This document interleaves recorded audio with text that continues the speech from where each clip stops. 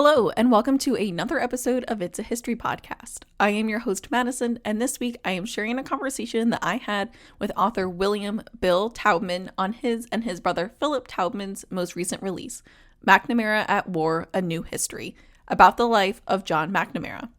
Bill is a Pulitzer Prize-winning author of Khrushchev, The Man and His Era, and Gorbachev, His Life and Times, and a political science professor at Amherst College. McNamara at War is a new look at the life and legacy of John McNamara with new material pertaining to McNamara's internal war. I absolutely loved reading this book, and I am so excited to share this conversation with you guys today. So with that, let's get right into the conversation. Welcome to another episode of It's a History Podcast. I am joined today by Bill Taubman, and we are going to be talking about his most recent release, McNamara at War. Bill, do you want to talk a little bit about how this book came to be? Yes, well, I co-wrote the book with my brother, Phil, who's a journalist. I'm an academic.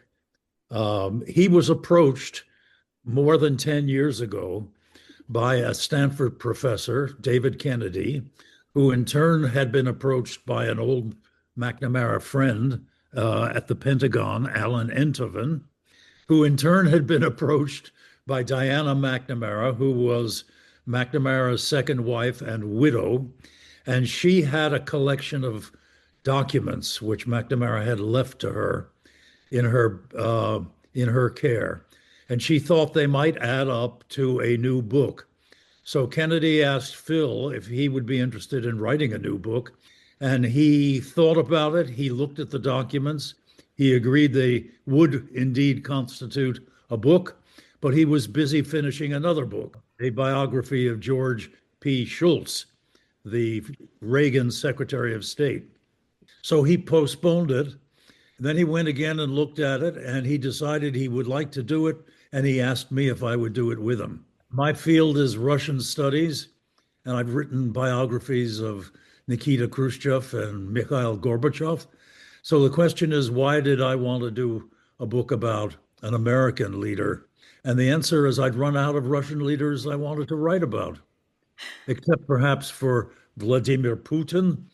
But if I had started to work on him, I might have ended up in a ditch. So that's how it began.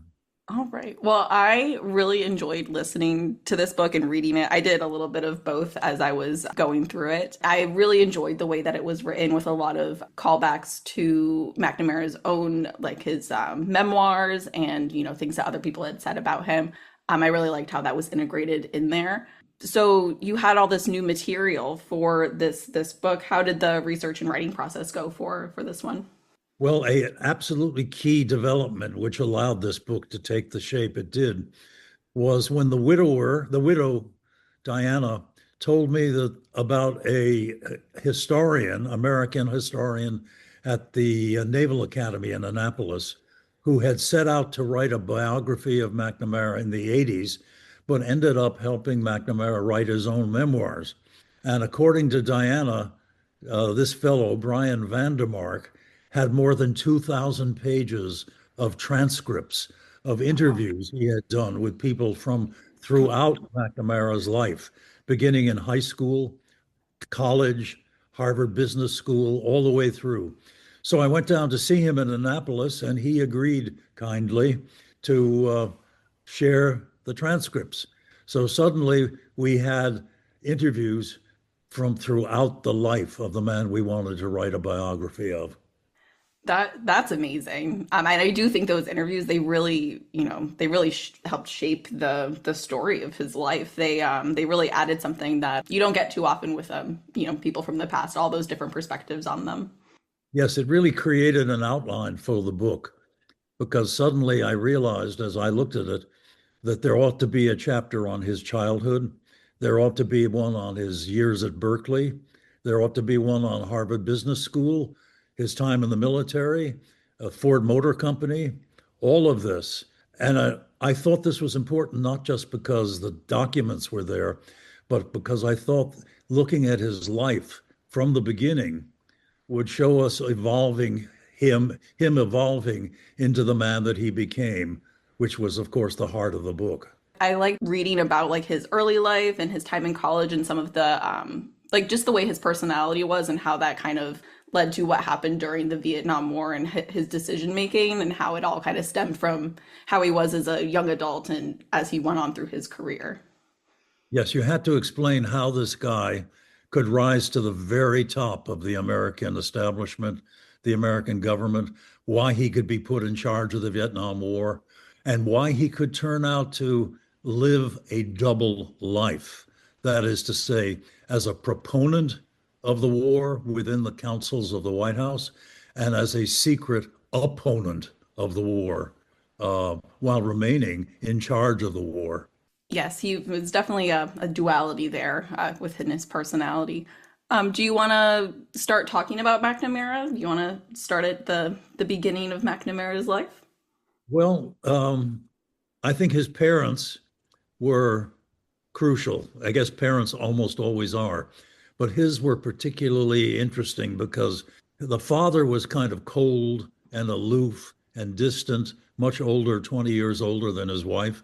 McNamara's mother was just the opposite, passionate, intense, determined that her son become a star at whatever he did. And yet at the same time, kind of carrying out what I thought of as petty tutelage. I mean, imagine this brilliant young man at Harvard Business School, number one in his class, admired by his fellow students and his professors. And he's getting letters from his mother telling him, don't forget to wear an overcoat because it's cold in Cambridge. Don't forget to brush your teeth, things like that. So simultaneously, she's pushing him, propelling him upward, and infantilizing him in another sense. And I think all of this created a kind of, or helped to create a kind of confusion in his mind as to exactly who he was. You can do you can do worse than describe him as combining qualities of his father and his mother. That is, on the one hand, seeming cold, aloof, arrogant, like his father, and on the other hand, pushing, pushing, pushing for ever higher status as his mother had demanded. Yes, especially during those college years, she had like let the leash out, but she still kept a hold of it just a little bit. Yeah, it's hard to imagine, but he was a member of a fraternity, and she was a member of the Mothers Committee of the fraternity. When I read that, I was like, I didn't even know that that existed, that kind of thing with fraternity. It's like a mother's group of the fraternity. I thought that was interesting. There's one other aspect of his mother that I think is relevant. She not only pushed him to excel, that is, to do well, she also pushed him to do good. That is, she instilled in him kind of highest standards of personal rectitude, to be honest, to be honest as he climbed the ladder.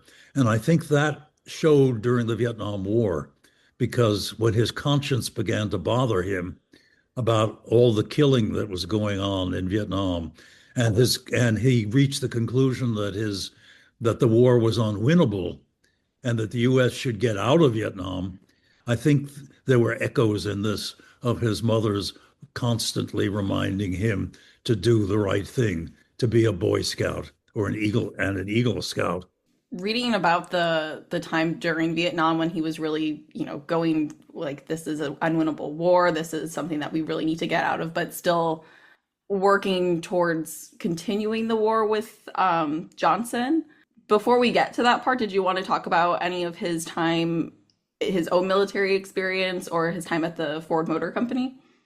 Well, one thing I observed tracking his life from the beginning up through the Ford Motor Company and the Defense Department was that in the beginning, he reached out and tried to help people who weren't as bright as he was, to sort of identify kids who needed extra help from somebody like him.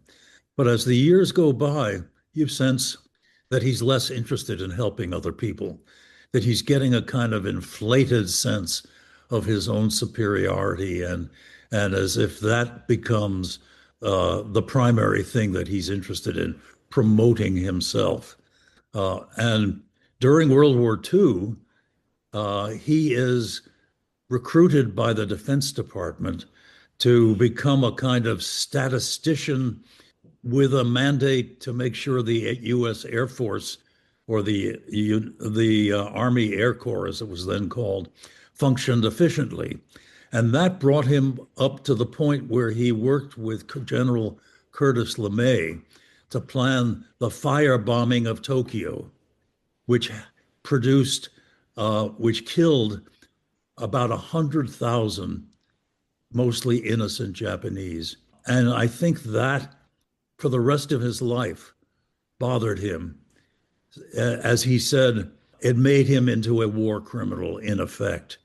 And that kind of sense of guilt was reawakened and deepened during the Vietnam War. And even as like we get into the Vietnam War, I remember reading about Johnson having kind of his own guilty conscience about some of the decisions that he was making, or how he didn't want to be the one to like make those hard decisions, and how like he had his good days and his bad days, and when the bad days were there, they were really bad days. And it seems like they are competing guilty consciences. Yes, in fact, one of the things that I figured out in the course of working on the book was that there was a kind of vicious circle of feedback between Johnson and McNamara. They both began doubting that the war could actually be won. I have written down, if I can find it, something that Johnson said. Actually, I am not finding it, but essentially what Johnson said was, wait a minute, I think I can find it. Yeah. In 1964, talking to Senator Richard Russell of Georgia, Johnson said, "Damn worst mess I ever saw," that is Vietnam. "Don't see how we're ever going to get out. I just don't know what to do."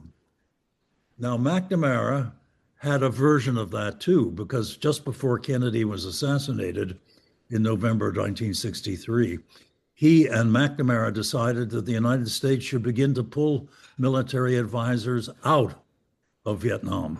And Kennedy seemed determined, if he was reelected, to actually do that. So here you have these two guys, each of them not sure what the hell to do with Vietnam.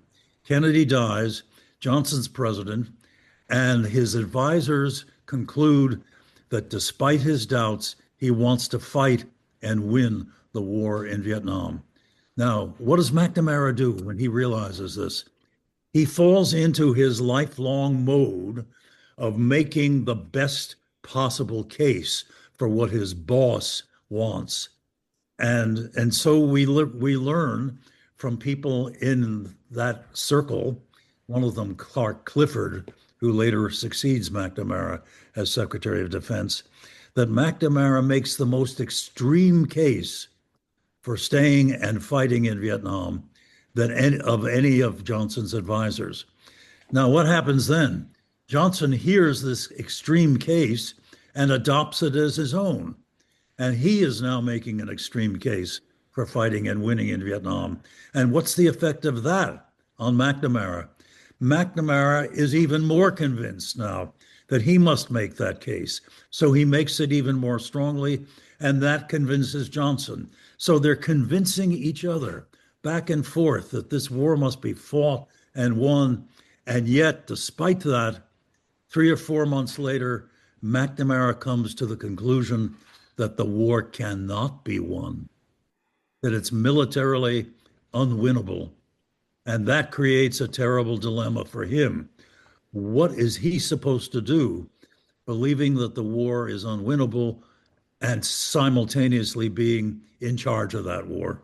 I definitely don't ever wish that upon anybody, having to be in that kind of situation, having to decide, what to do with all of these, all the young men that are being drafted for this war that are going over. Many, many people died in the Vietnam War, and it had like it still has a lasting effect on like the cultural zeitgeist. Like it's still very prevalent in our everyday life, and it's just something that I can't imagine having to make those decisions, knowing that it's unwinnable, but still putting people over there or sending people over.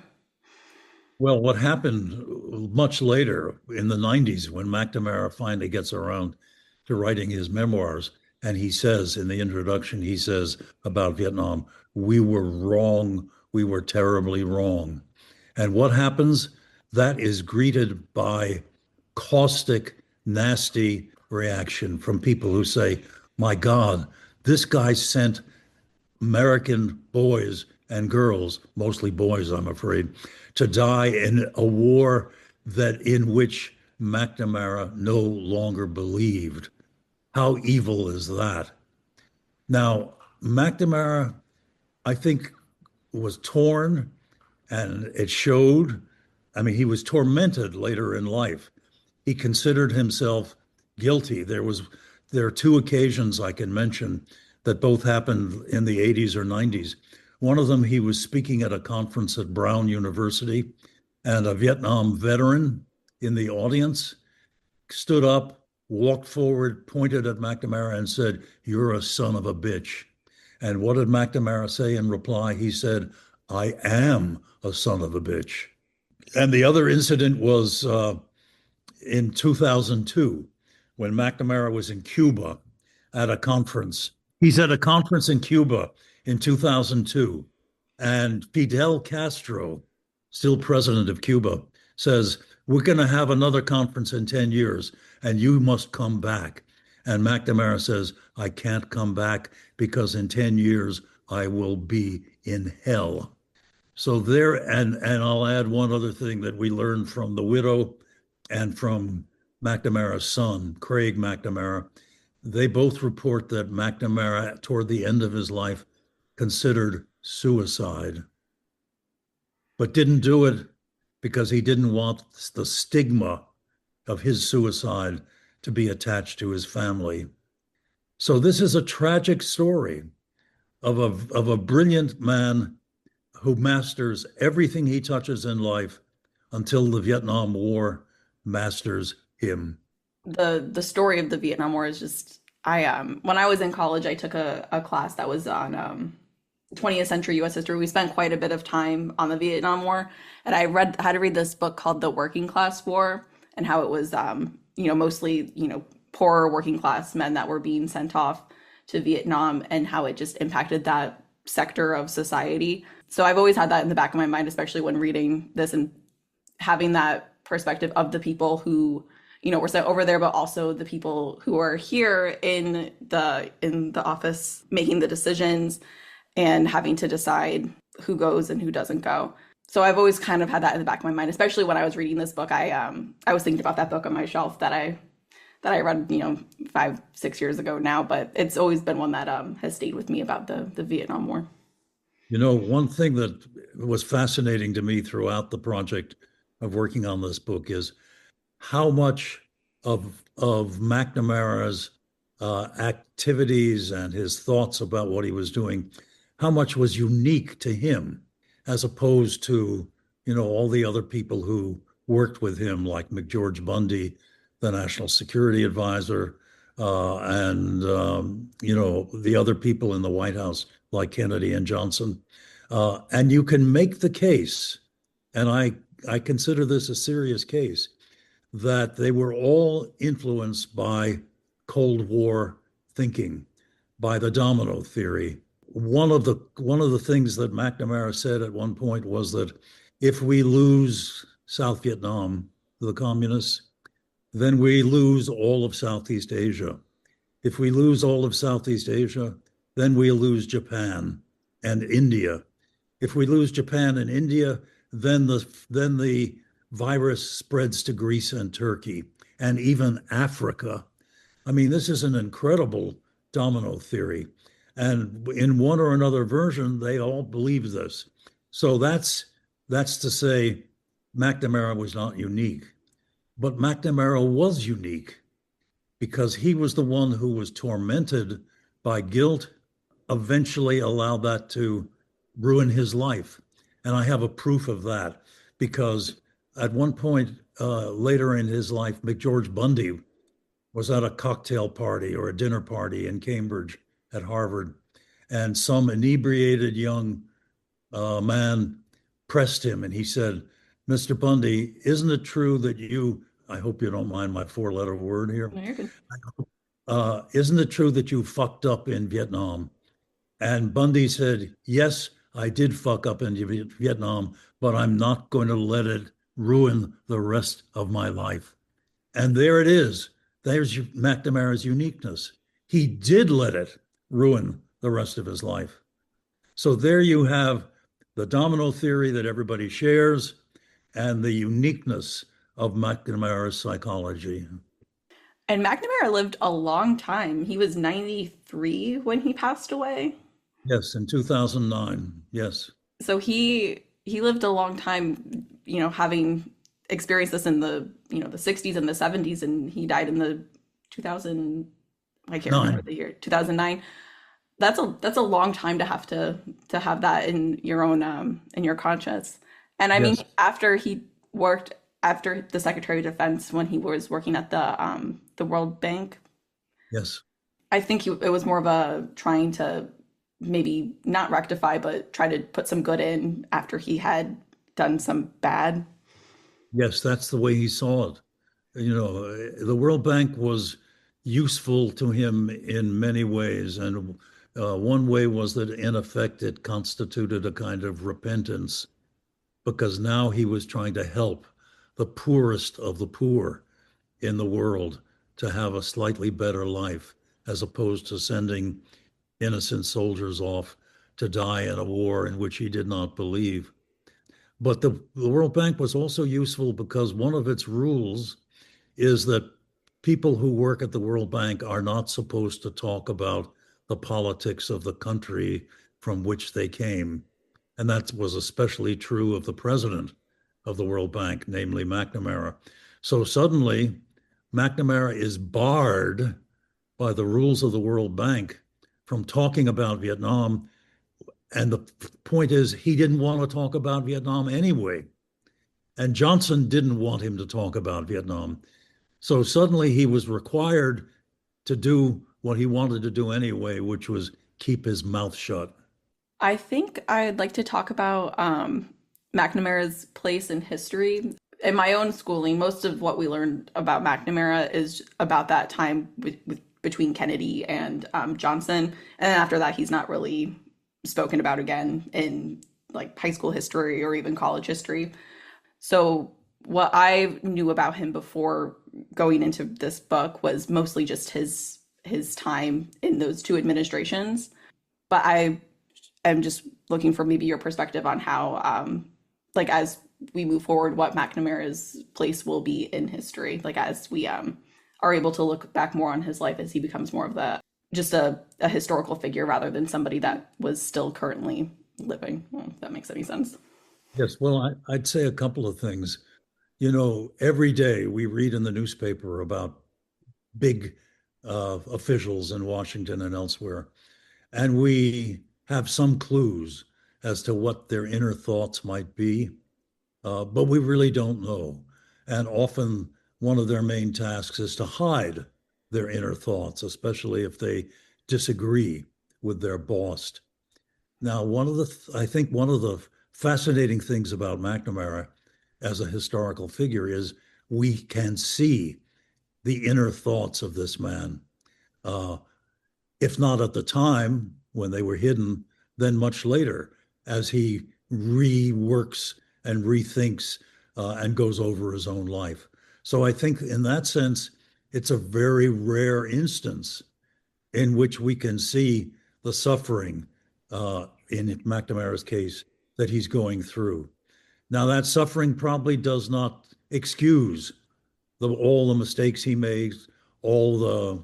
At one point, he says when he's working on his memoirs, and we have the transcript of those discussions with his editor, he says, "I've killed thousands, tens of thousands of people, and I owe them an explanation of what I've done." Now, how many officials go around thinking that way? And even if they do, how many admit to thinking that way?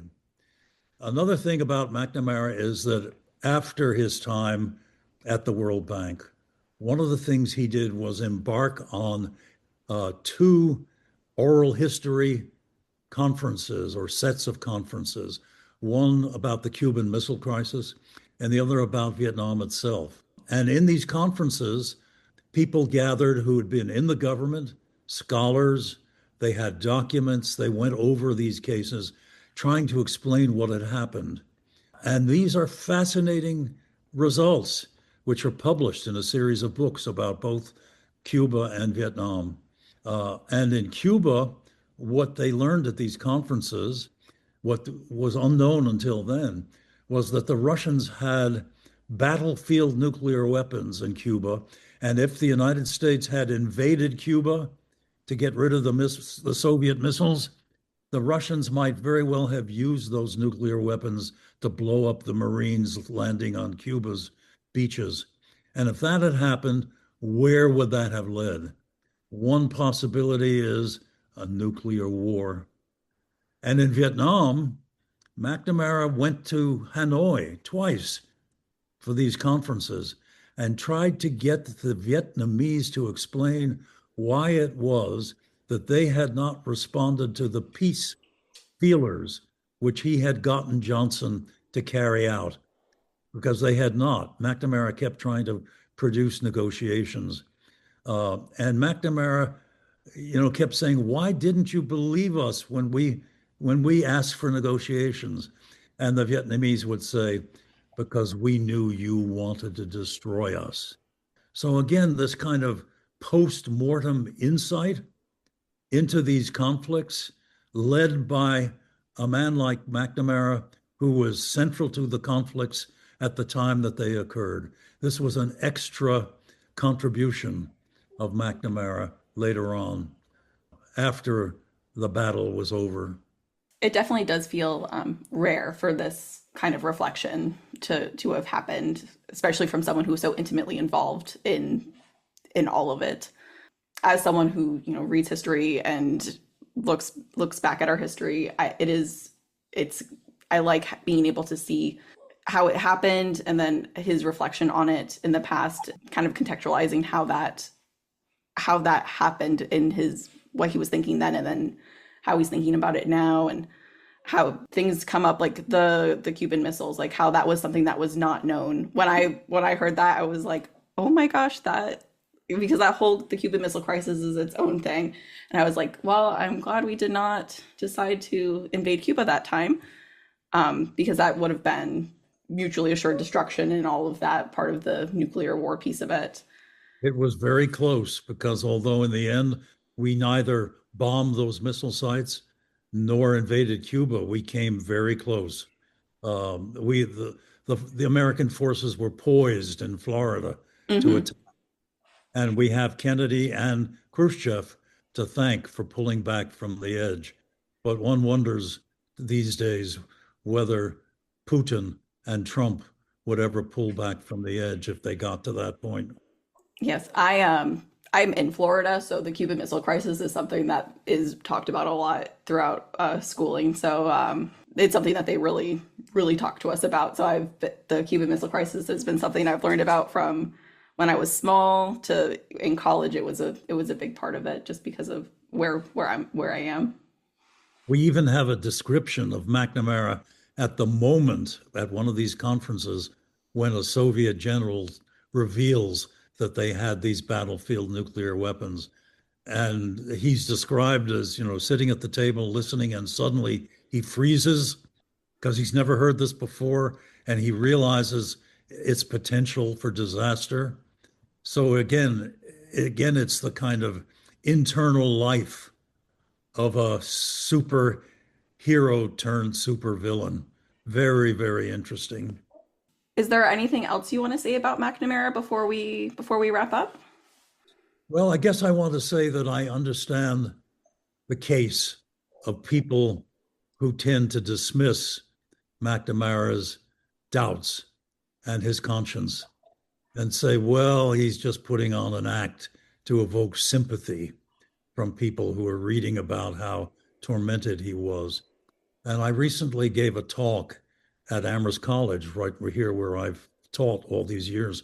And somebody in the audience made the case that McNamara was pretending to be tormented, just as he had pretended to believe that we should escalate in Vietnam, that he was totally cynical. And I listened to this, and I thought it was a very provocative thing to say. And I replied, if you read the book, if you read all the evidence about what he had to say, how he behaved, how he often wept at meetings, public and private, about his own role. Uh, it's hard to believe that this was put on. I can't believe. I think it was real, and if it's real, it's pretty devastating too. I also got the feeling that it was definitely real emotions that he was feeling, and because he lived such a long life, he was tortured by it for until the day he died. He was something that he went through, even in the descriptions of him going to the Vietnam Memorial, but like late at night, so that no one would see that he was there. Yes. All right. Well, I really enjoyed reading this book, listening to it. Where can people find this book? Well, I would recommend their local bookstores, first of all. You can always go to Amazon if you can't find it at your local bookstore, but local bookstores are wonderful things. They make a big contribution to our country, and if you can support them by buying the book in a local bookstore, then the more power to you. Yes, and I will say local bookstores will often take recommendations. So if it's not available at the moment, they can most definitely try to buy it for you, buy it for their stock so that you can purchase it through them so that we can support those local bookstores. And then is there anywhere that we can find you, or are you available on the internet anywhere? Well, I do have a website. It's called williamtaubmanbooks.com. And as I mentioned earlier, I wrote a biography of Nikita Khrushchev, Mhm. which, if I can be immodest for a minute, won a Pulitzer Prize and the National Book Critics Circle Award for biography. And then I wrote a biography of Mikhail Gorbachev, which did not win a Pulitzer Prize, but was a pretty good book nonetheless. And I've written other books earlier in my life which were more academic, but these books I tried very hard to make them academic in the sense that they provide deep historical perspective, but also for the general reader, lively enough for somebody to enjoy reading. And just in case I didn't do that about McNamara, I had my brother, who's a New York Times journalist and had been an investigative reporter and has a nose for the news. And we had a great time working together. And I might say that if and when we quarreled, which we hardly ever did, I prevailed because I'm 6.5 years older. I had seniority. Perfect. That's a joke. All right. Well, I really enjoyed this conversation. I really enjoyed reading this book, and I will definitely make sure to link your website and places to find the book in the description. And thank you again for coming on the show. Well, thank you, Madison. I enjoyed talking to you. Lots of fun. I want to thank Bill again for coming on the show and sharing this amazing book with us. I will be sure to link the book in the description below. I just want to reiterate how much I enjoyed this book. There is plenty more to read about McNamara that we didn't touch on in this conversation, so definitely look for this book. I mixed reading the physical copy and listening to the audiobook, and I can gladly recommend both versions. If you liked what you heard today, please leave a review on Spotify or Apple Podcasts. If you have any questions, comments, or topic ideas, you can email me at itsahistorypodcast@gmail.com. You can also find me on Instagram and Threads at It's a History Podcast. Thank you again for listening, and thank you again to Bill for today's episode.